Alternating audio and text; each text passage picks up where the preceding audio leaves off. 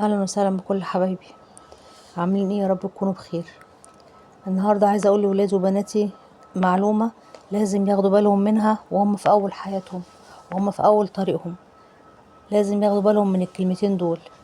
لو ما فهمتش نفسك غيرك هيشكلك زي ما يحب. طيب هنفهم الكلام ده ازاي؟ تعالوا وانا اقول لكم النهارده كلمه تكتبوها جواكم. لو ما فهمتش نفسك غيرك هيفهمك غلط وهيشكلك على مزاجه. ده حقيقي. اللي ما يعرفش هو مين، عايز ايه وبيحب ايه، هيفضل طول عمره يلعب دور مش بتاعه، بيعيش شخصية مش شخصيته، ويلبس مقاس مش مقاسه.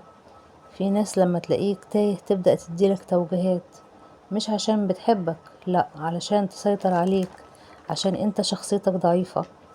تقولك انت مش نافع غير في كذا، انت ما تنفعش غير في دي، وهي ما تعرفش عنك حاجة. بس بما انك ساكت ومش عارف انت مين، فهيكتبولك هما بطاقة التعريف. وهنا لازم تقف وقفة وعي. اسأل نفسك، ايه اللي بحبه؟ ايه اللي انا مميز فيه؟ ايه اللي بيضايقني؟ ليه بعمل اللي بعمله؟ انا عايز ايه؟ انا باصص للمستقبل بنظرة ايه؟ عايز اكون فين وبعمل ايه؟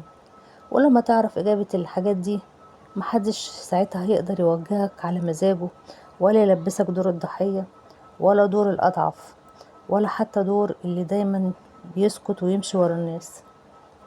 في بنات كتير بيضيعوا عمرهم في رضا الناس. ليه؟ غلط. علشان هما وهموهم ان هما مش عارفين حاجة، وان هما مين. فكل ما حد يقول لهم اعملي كده يقولوا حاضر، لحد ما بيجوا في الاخر يبصوا في المراية ويسألوا انا بقيت مين. يا ولادي كلمة مهمة من القلب ومن تجربة العمر. افهم نفسك قبل ما غيرك يفهمك غلط، وافهم نفسك قبل ما تمشي في طريق مش طريقك.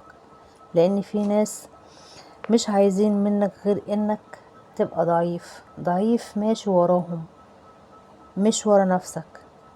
وانا جدة ملك بقولك من القلب، اعرف نفسك تحمي نفسك. وايه رأيكم في الكلام ده؟